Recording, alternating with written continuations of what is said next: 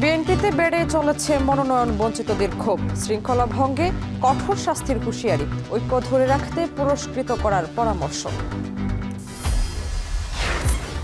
অনিয়ম অবহেলায় বেহাল ঢাকা বিশ্ববিদ্যালয় মেডিকেল সেন্টার, বেতন নিলেও দেখা মেলে না খণ্ডকালীন চিকিৎসকের, সেবা বঞ্চিত শিক্ষার্থীরা।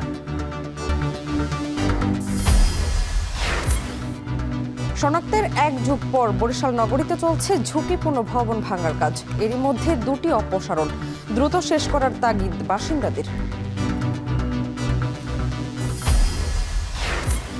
ইউনেস্কোর স্বীকৃতি পেল পাবনার ভাসমান স্কুল। নৌকায় ভেসে চলে পাঠদান, রয়েছে লাইব্রেরি, কম্পিউটার ও কৃষি প্রশিক্ষণাগার।